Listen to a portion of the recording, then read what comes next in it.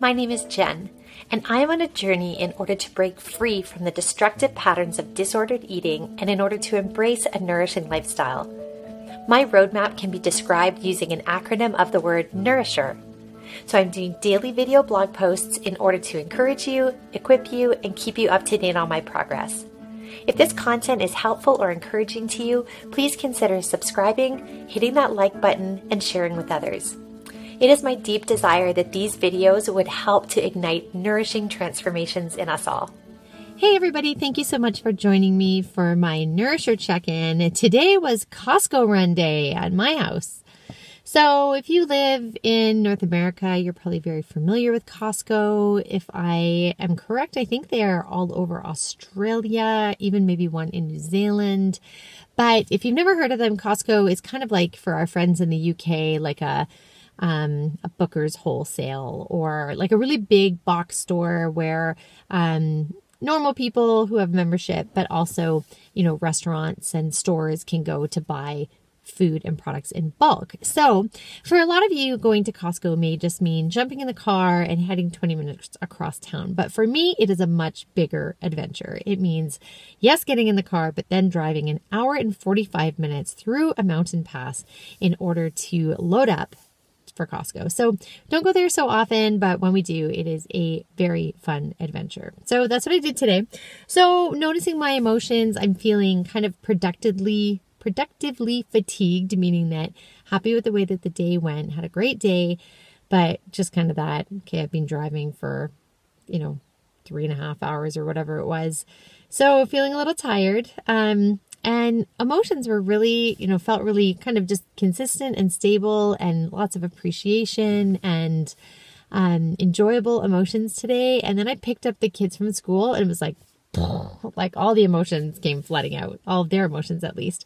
And I do notice that when the kids, when they're at each other, or when they're pining for our attention, or when they're, upset about doing their homework or whatever, I notice definitely a tightness in my chest and an elevated heart rate and a little bit of clenching in my jaw. So it's definitely telling me, those for me are symptoms of anxiety.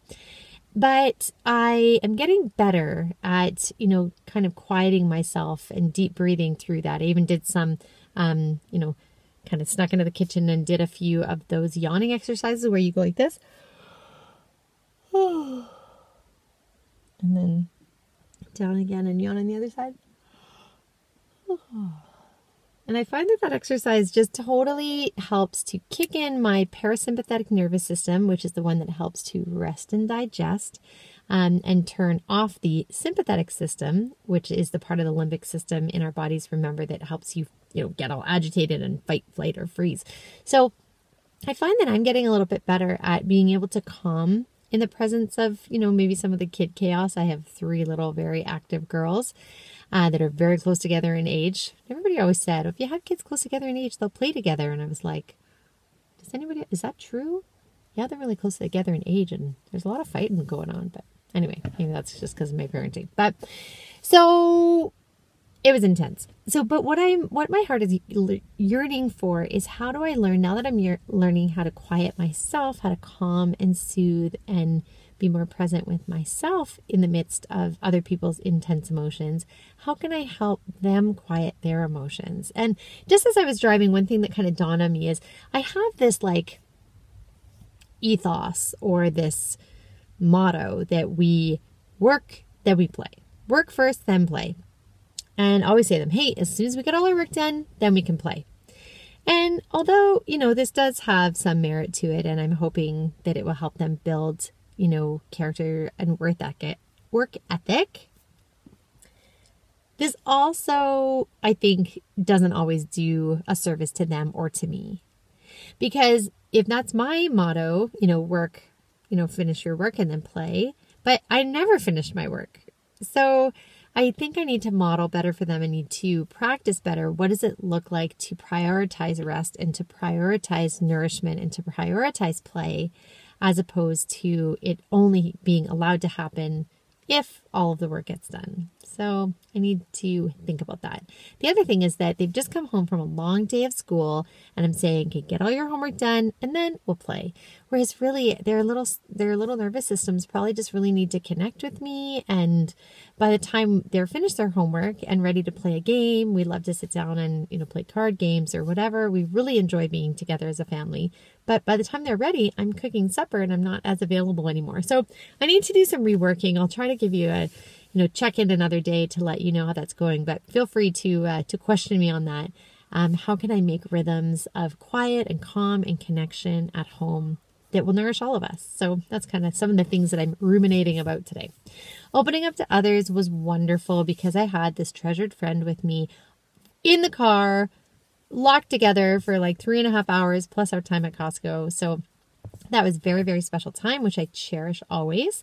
And understanding the cycle. Okay, so if you've ever been to Costco, like they've got a bakery and they're cooking pizzas and they've got just all the foods. So if you struggle with, any type of eating disorder or food obsession or binge eating or anything like that, I wonder, you can tell me whether or not Costco is a joyful, happy place for you or a challenging place.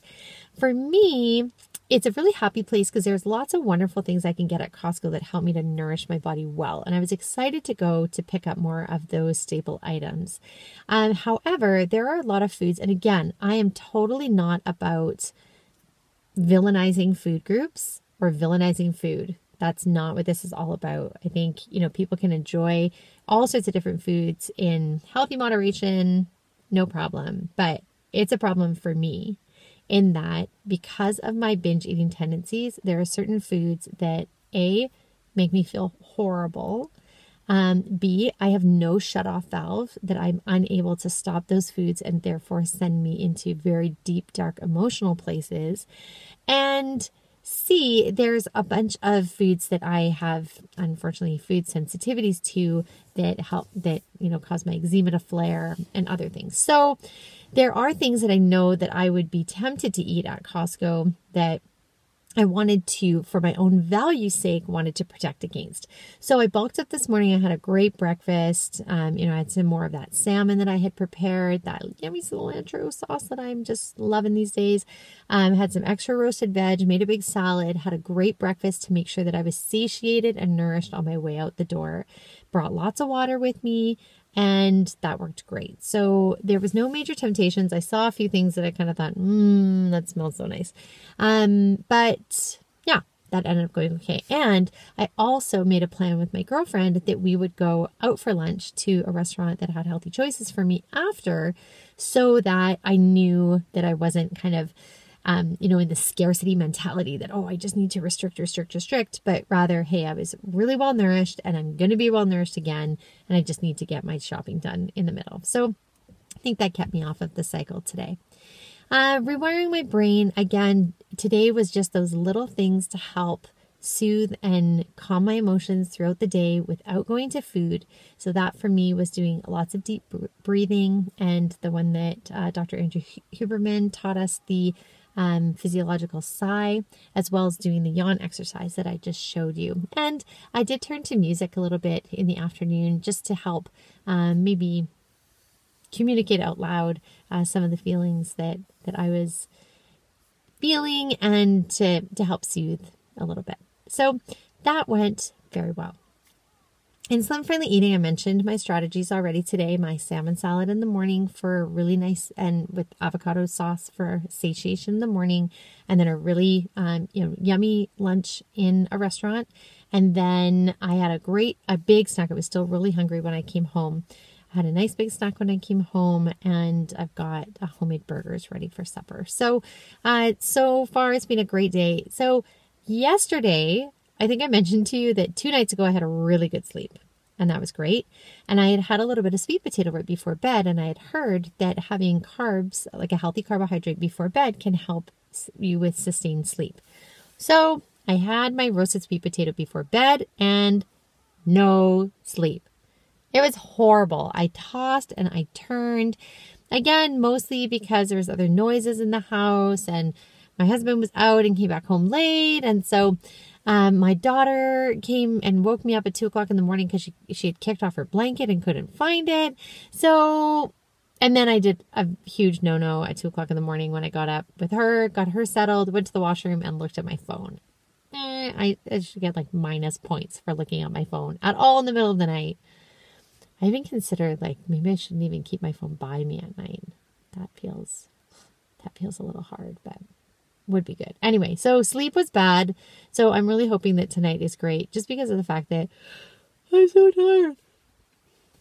Yeah. Hydration, terrific. Again, for me when I'm driving, it's just really easy to drink while I'm driving. That sounded bad. You know what I mean. To drink water while I'm driving. So to drink water while I'm driving, and I always have my handy water bottles beside me. So lots of good hydration today, but no exercise. I mean, other than like running around Costco and hauling boxes of things and hauling them up and downstairs to put them away. So really looking forward to some more exercise tomorrow. And my beloved husband bought a stand-up paddleboard. Woohoo! So in terms of exercise coming up for the next few weeks, I'm very excited to get on that stand-up paddleboard. So I will tell you all about that soon. And my reward is the hope of, I love to have these inspirational ideas, and I love to be inspired by you and by my loved ones and by, and if I can give a little tip that inspires someone or gives them a new idea and they run with it a different way that helps them be a better nourisher, that is so fulfilling and rewarding for me. And so this thought about, hey, I need to tweak our after school routines in order to prioritize connection and prioritize calming and soothing the kids after they've been gone all day and after, yes, work first then play. There's a work ethic in there that I want them to learn, but we gain resilience through our healthy connections. And so I want them to know that they can rest in that healthy connection after coming home from a long day of school to be recharged in order to go back to their work. So I love that idea. I love that by God's grace, I'm always learning and changing, and that we can continue on this journey together. So I'm already looking forward to seeing you tomorrow, and I hope that you have a very, very, very, very, very, very nourishing day. Bye for now.